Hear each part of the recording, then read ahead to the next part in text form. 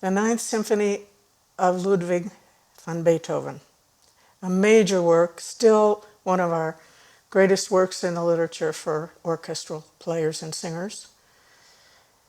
Beethoven was born in 1770, died in 1827, 57 years old, which seems rather young to us now, as people tend to live longer. By 1798, between 1798 and 1800, he began to realize he was losing his hearing, which was a huge disaster for a composer and musician. And after that time, he was very devastated for a while. And his life hadn't been that easy from the beginning. He had little education. He comes from a long line of musicians in Germany. And his father recognized his talent in music so young and decided to put him on the stage. And he kind of managed him in a way that wasn't all that useful for a small child. Beethoven then had little education, little formal education. I think he was about 11 when his education stopped. And when his father recognized his talents, he put him on a concert when he was 7 years old. And he put out that this is my little son, 6 years old. So he really abused the child in that way by putting him out so publicly. But he was in the public eye playing music from a very young child. He had a strong personality, but he had many, many strong supporters as he grew older and began to perform and write music for the upper classes. And that's the way music was done then. There was not yet a way for the public to support music. It was usually the wealthy. So that was, and despite his rather difficult personality, they all really respected him, and he had some very good relationships with his sponsors and supporters. The economy at that time was not conducive to a musician or a composer to be independently able to make a living. They had to depend on the patronage of the upper classes. And that worked well for him, and people seemed to like him despite his sort of, in a way, grumpy personality sometimes. And the Ninth Symphony was after he had known for some years that he had lost his hearing. And one of the most, I guess, moving descriptions I've ever read about Beethoven's life was after the Ninth was finished, the performance was finished, and in Europe, particularly in Germany, and when the audience is responding to a performance they liked, they stomp on the floor as well as clapping. And the halls there are largely made of wood and the walls of plaster, so it's a very resonant place. But Beethoven was totally deaf by then, and he did not hear the applause. He felt it through his feet on the wooden stage. And one of the singers or musicians of some got up and turned him around so that he could see that the audience, I imagine, was standing and very, very appreciative of the Ninth Symphony. I think it's one of the most moving stories about Beethoven's life. It makes us realize how different things are now with all of our computers and everything. The Ninth Symphony is a major work, obviously. It begins, the first movement is very rhythmic. It opens quietly, almost sort of creeping in to our world as we hear it. And then the power comes, short, dramatic, like, I'm here, listen to me. The melodic passages are there as well, but the energy pulses throughout the movement.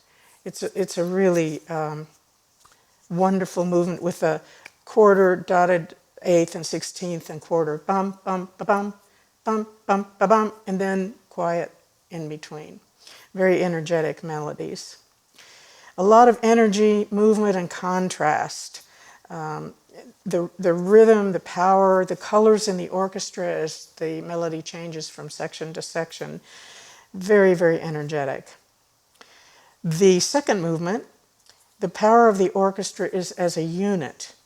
And there are groups of melodies changing, so the colors change, but they morph into each other throughout. Very consistent rhythm and sections interspersed with energy. The third movement is very strong, beginning with bass clarinets, bassoons and clarinets starting the melody.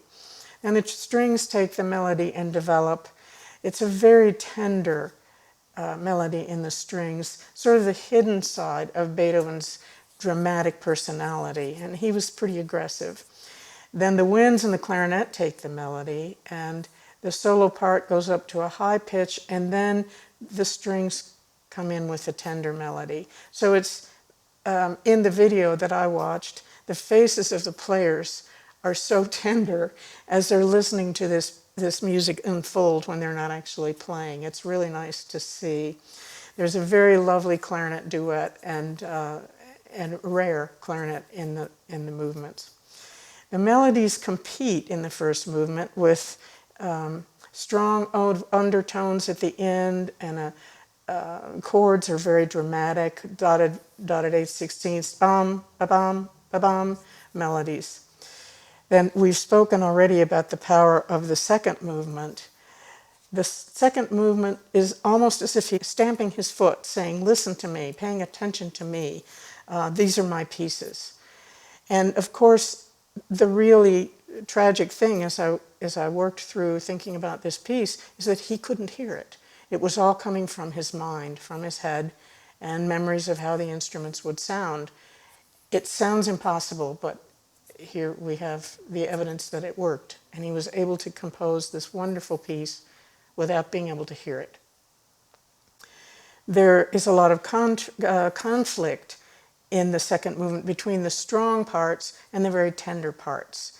The entire symphony has a lot of drama in it, really, a lot of different moods morphing into each other. The entire orchestra is really very prominent at different times. The strings take over sometimes, and the winds are used quite a bit as well. The horns and the timpani is very important at dramatic moments. The part of the conflict comes from that, and the timpani, dum da dum dum da dum dum da dum, in the second movement is very strong. At the end of the war, there was a war at some time in Vienna prior to this. Beethoven's life was not easy. And during that war, Vienna, where he was living at the time, was under threat. And Beethoven hid in a cellar when the French entered Vienna. So he had a lot of problems in his life, not only his deafness. And he also had problems with his two sons, trying to help raise them after his father died. And the life that he led, when we listen to his music, it doesn't come through at all. An amazing personality, very strong personality. He was apparently hard to work for because of his strong personality, and servants often left because of his bad manners. And he was not considered handsome, but he did have some women that he was close to and who supported him throughout his life.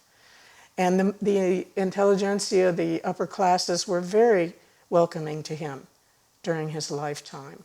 So they all saw in him, underneath his gruff exterior, they saw the goodness and the kindness. He took over at some point his nephew's education, Karl, but Karl turned out to be a very unhappy or unpleasant boy, I guess, and that didn't work out too well. But Beethoven was always willing to try to help him and help him to kind of make a better life for himself. The Ninth Symphony was a result of an invitation from the Philharmonic Society of London, but Beethoven's way of life indicates that he would have written that symphony anyway. It was time for a ninth to happen, and the wish from the London Philharmonic Society was just an added enticement. For a while, Beethoven was impoverished, especially after the war years, and that was not a good time for him. When he began to realize that he was going deaf, he wrote to his sons in 1802. He was really desperately unhappy and could hardly believe this was happening to him as a musician, to lose his hearing. And he wrote what's called the Heiligenstadt Testament to his sons, explaining that he had lost his hearing, and it's part of that is the statement that he wrote was, "I need to tell people, speak louder, bawl, for I am deaf. Ah, how could I proclaim the defect of a sense that I once possessed in the highest perfection, in a perfection which few of my colleagues possess or ever did possess it." That was written to his brothers at a time when he was very, very desperate and didn't know how to progress. Nevertheless, he persisted in composing, and when he was working on the Ninth Symphony, he couldn't hear it at all. It was all in his head. The third movement of the symphony, the bassoons and clarinets start the melody, and the strings take the melody and develop it, and the bassoon and the winds trade off. It's very tender in the strings.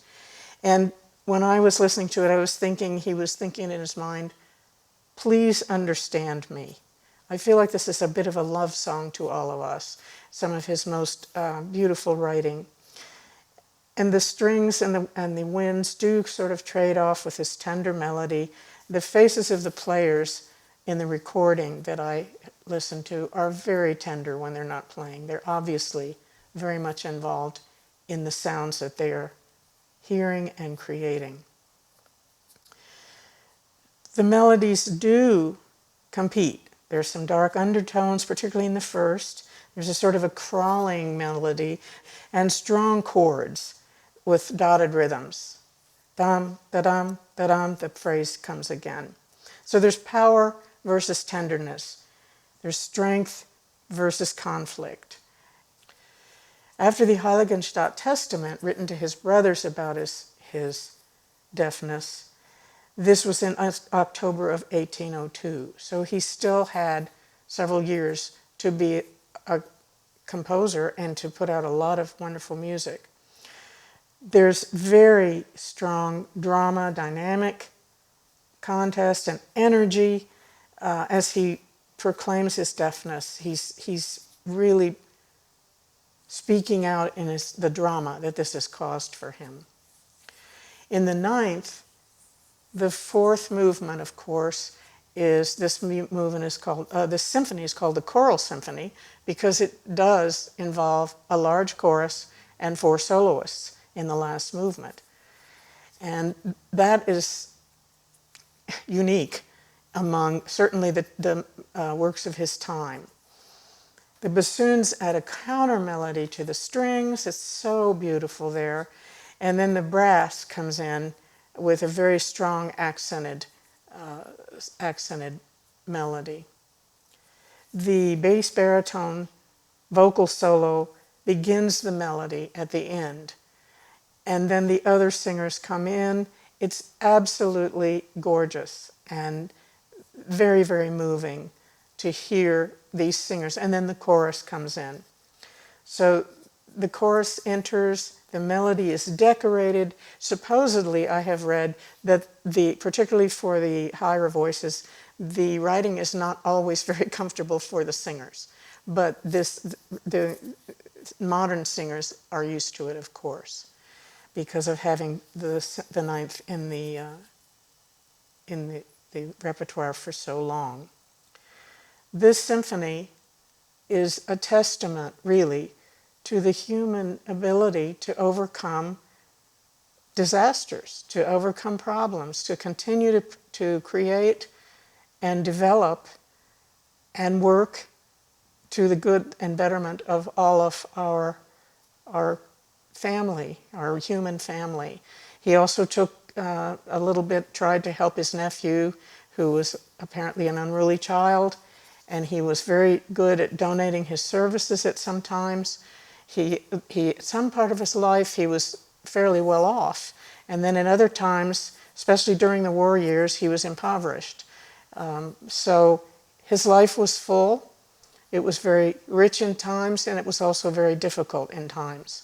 He's one of the characters in our history, and particularly in the music world, that I think we can really admire and take courage from, that when things are difficult, we can somehow get through them. At least we can try, and he certainly succeeded.